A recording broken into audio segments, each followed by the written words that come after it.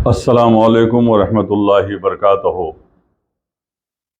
तेलंगाना की अवाम के सामने, बिलखुसूस मुसलमानान तेलंगाना के सामने आने का मकसद व मंशा ये है कि आपको बताएं कि असम्बली का इलेक्शन है और आप पर क्या ज़िम्मेदारी आयद होती है।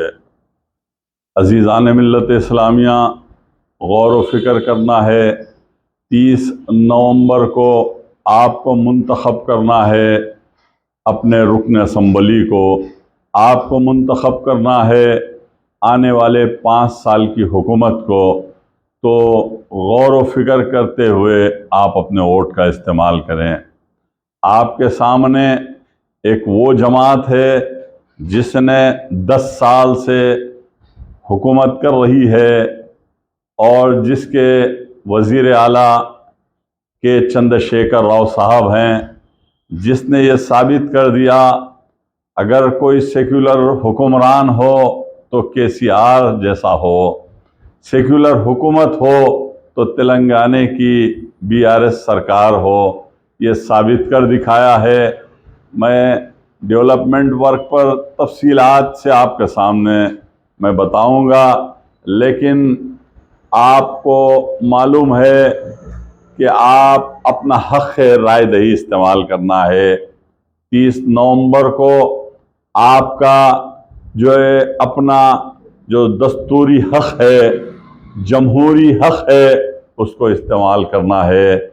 लेकिन अज़ीज़ान मिल्लत इस्लामिया, आपको गुमराह करने के लिए नया जाल लेकर फिर आपको धोखा और फरेब देने कौन आ रही है?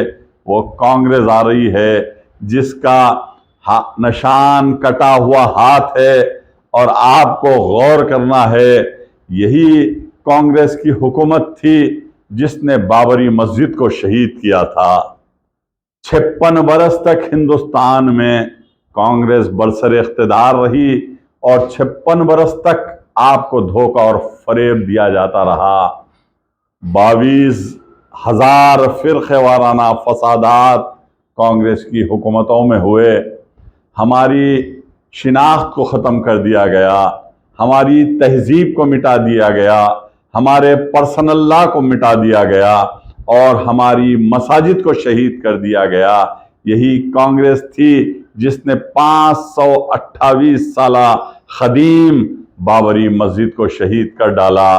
और हिंदुस्तान का उस वक्त का वज़ीर आज़म पीवी नरसिम्हा राव ने 7 दिसंबर को जो है आकर कहा था कि बाबरी मस्जिद उसी मुकाम पर तामीर की जाएगी। आज 30 साल का अरसा गुजर चुका, लेकिन बाबरी मस्जिद जो है तामीर नहीं हुई।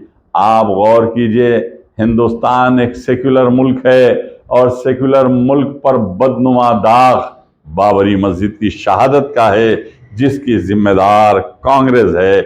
इसी कांग्रेस की दौर में बाबरी मस्जिद शहीद हुई। इसी कांग्रेस हुकूमत के दौर में 18 मई 2007 का दिन याद करिए कि मक्का मस्जिद में जुमा के दिन बम ब्लास्ट हुआ और बम ब्लास्ट के बाद 9 मुसल्ली मक्का मस्जिद के अंदर जानमाज़ों पर शहीद हुए। आपको याद है, मैं आपको याद दिलाना चाहता हूँ, जब मक्का मस्जिद के बरोज़ जुमा नमाज जुमा के बाद जब मुसल्ली बम धमाके के बाद जब दौड़ते हुए बाहर निकले तो ये कांग्रेस की जालिम पुलिस ने गोलियों से मुसलमानों के सीनों को छन्नी कर दिया और 7 मुसलमान सड़कों पर शहीद हुए। ये कांग्रेस की हुकूमत थी। गोकुल चाट में बम धमाका कांग्रेस की हुकूमत में हुआ। दिलसुख नगर में बम धमाका इसी कांग्रेस की हुकूमत में हुआ।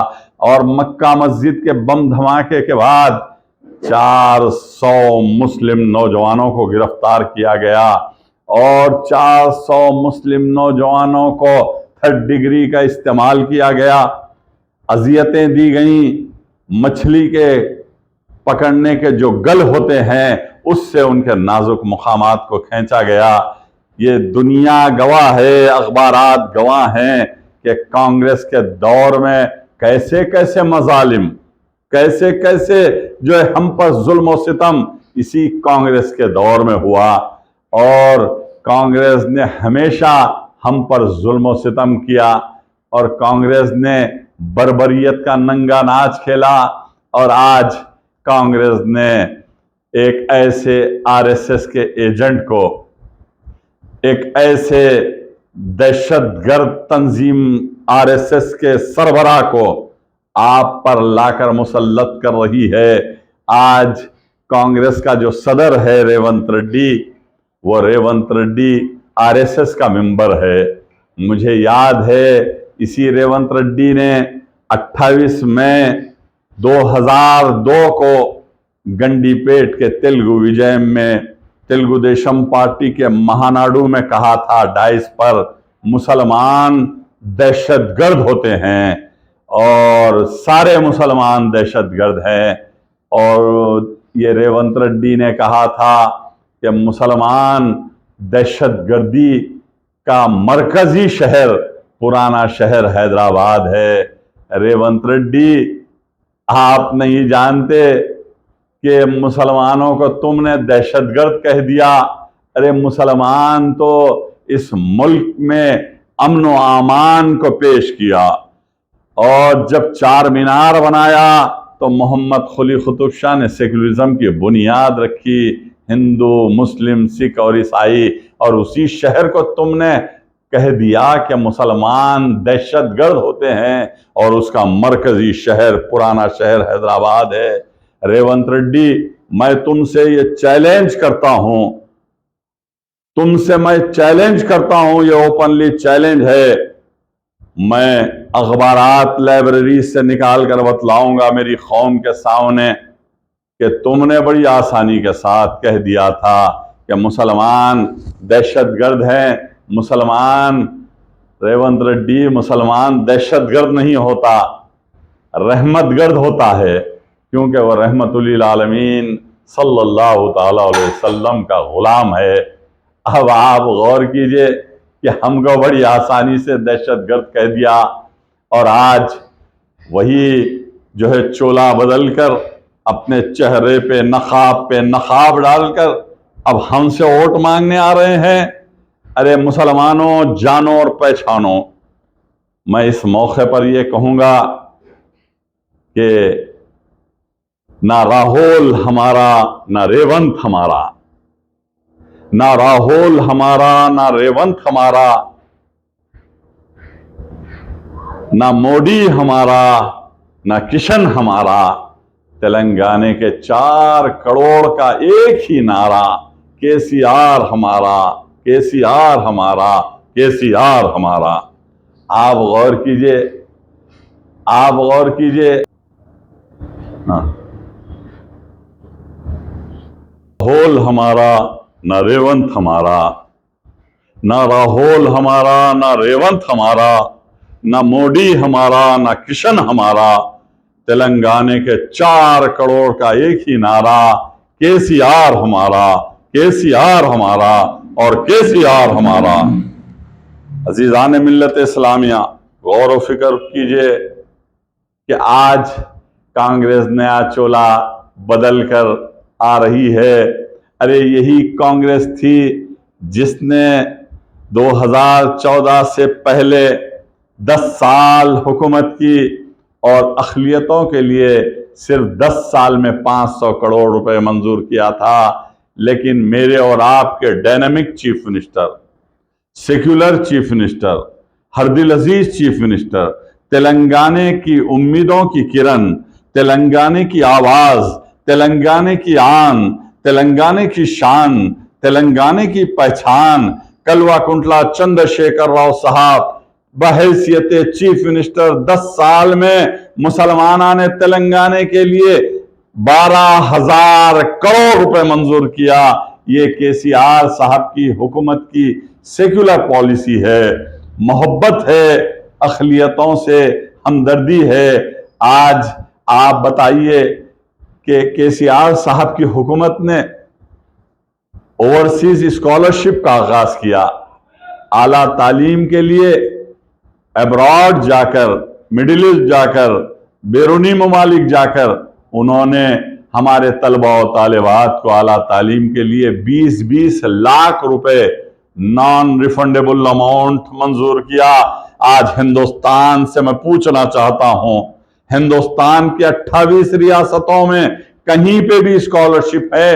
अगर स्कॉलरशिप कहीं पर दी जाती है तो मैं ये चैलेंज करता हूं, आज मुझे कहने दीजिए कि केसीआर साहब हमारे तेलंगाना के महात्मा हैं, केसीआर साहब हमारे तेलंगाना के गांधी हैं, केसीआर साहब गरीबों के मसीहा हैं, केसीआर साहब गरीबों की आवाज है, केसीआर तेलंगाना के 4 करोड़ अवाम के दिलों की धड़कन है और उनसे मुकाबला तुम ख्वाब में भी नहीं सोच सकते। अरे दिन में हुकूमत बनाने का ख्वाब भूल जाओ रेवंत रेड्डी। अरे तुम नहीं, अरे तुम आरएसएस की अम्मा तो सोनिया गांधी है, दुनिया जानती है। अरे तुम्हारे दौर में जो फिरका परस्त हुकूमतें हुई, अरे एक चीफ मिनिस्टर को हटाने के लिए 1990 में 400 नौजवानों का कत्लेआम हुआ था पुराने शहर हैदराबाद में। एक चन्ना रेड्डी को हटाने के लिए और कोटला विजय भास्कर रेड्डी को लाने के लिए 400 मुसलमानों का कत्लेआम।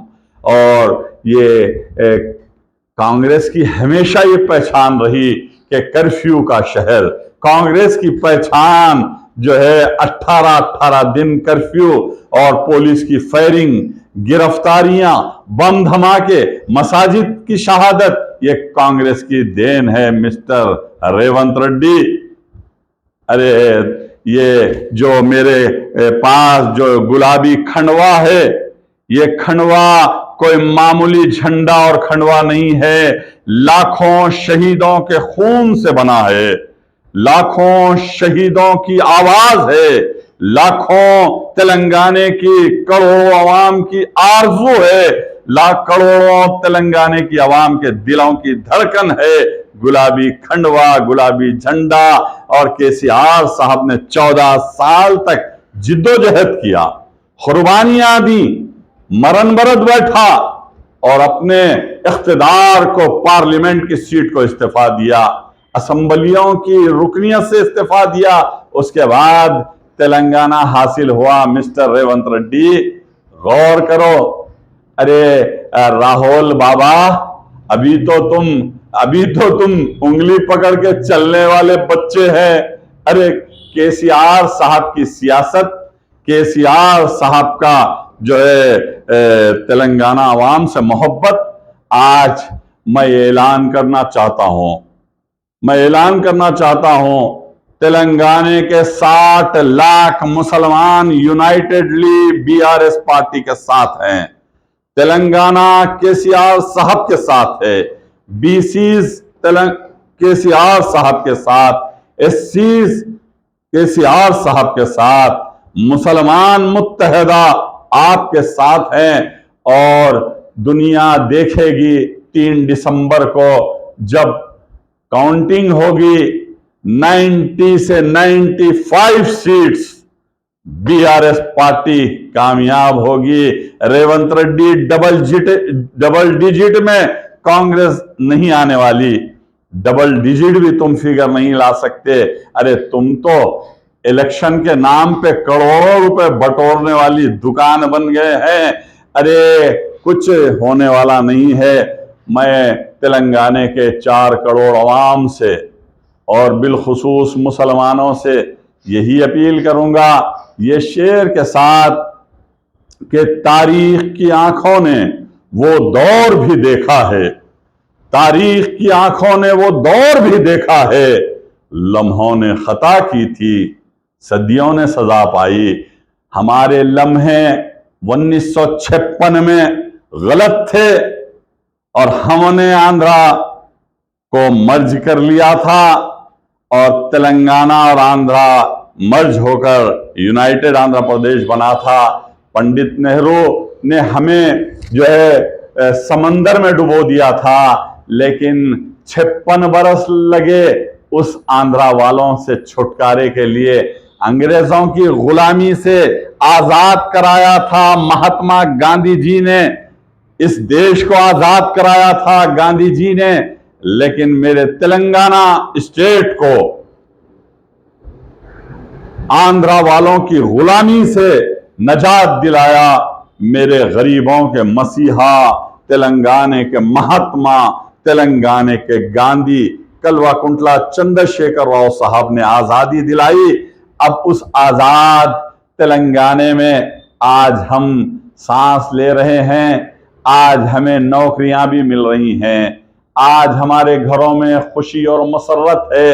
आप बताइए कि तेलंगाना का मैनिफेस्टो रेवंत रेड्डी, जब तेलंगाना बीआरएस पार्टी का इलेक्शन मैनिफेस्टो तुमने देखा, कि मैनिफेस्टो देखने के बाद मुझे ये न्यूज मिली कि रेवंत रेड्डी उस मैनिफेस्टो को देखकर बेहोश हो गए। अरे तुम्हें तो 3 दिसंबर को भी बेहोश होना है। कांग्रेस डूब जाएगी, खत्म हो जाएगी, और तेलंगाना में हक और बातिल की लड़ाई है। एक तरफ यजीद है, एक तरफ हुसैन है, एक तरफ यजीदियत है, एक तरफ हुसैनियत है, और आज हमको ये फैसला करना है 30 नवंबर को, यजीद और हुसैन। आज हक और बातिल की लड़ाई है, मैदान जंग है। हक हक होता है, बातिल बातिल होता है। हक कामयाब होता है, बातिल खत्म हो जाता है। कांग्रेस बातिल है, रेवंत बातिल है, राहुल बातिल है, और ये बातिल खत्म होने को है। और हक केसीआर है, हक केटी रामाराव है, हक हरीश राव है, हक महमूद अली साहब हैं, और हक बुलंद होने को होता है। आज इंशाअल्लाह 3 दिसंबर को तारीख साज कामयाबी के साथ hat-trick chief minister Kalvakuntla Chandrashekar Rao साहब बनेंगे। मैं तेलंगाना के लाखों मुसलमानों से दर्दमंदाना अपील करता हूं।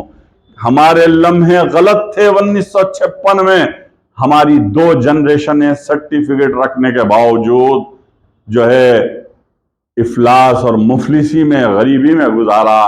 कोई सरकारी मुलाजिमत नहीं मिलती थी, आंध्रा वालों के जुल्म का शिकार थे। लेकिन बड़ी ही मेहनतों के बाद, जिद्दोजहद के बाद, मरण बरत के बाद, कोशिशों के बाद, कुर्बानियों के बाद केसीआर साहब ने हमें तेलंगाना दिया है। इसको संभाल के रखना, इसको संभाल के रखना ये आपकी जिम्मेदारी है। तेलंगाना के 4 करोड़ अवाम की जिम्मेदारी है, मुसलमानों की जिम्मेदारी है कि एक एक वोट कार के निशान को दीजिए, एक एक वोट कार के निशान को डालकर भारी अक्सरियत से अपने रुकन असम्बलियों को मुंतखब करें, और केसीआर साहब को दोबारा तीसरी मर्तबा चीफ मिनिस्टर बनाइए। याद रखिए 30 नवंबर आपका दिन है, 30 नवंबर डेवलपमेंट का दिन है। 30 नवंबर पर सारे हिंदुस्तान के जो है सियासतदानों की नजरें लगी हुई हैं, अवाम की नजरें लगी हुई हैं कि मुसलमानों के लिए केसीआर साहब ने शादी मुबारक स्कीम, पेंशन और overseas scholarship, 12,000 crore budget, 204 residential school जैसे स्कीमात को रूबामल लाया। याद रखो मुसलमानों, जो है कार का निशान आपका निशान है। याद रखो, कार के निशान को ओढ़ दीजिए और कटे हुए हाथ को उखाड़ कर फेंक दीजिए। यह आपकी जिम्मेदारी है। मैं तो चला था अकेले ही जानिबे मंजिल, मगर लोग आते गए, कारवां बनता गया। जय तेलंगाना, जय केसीआर।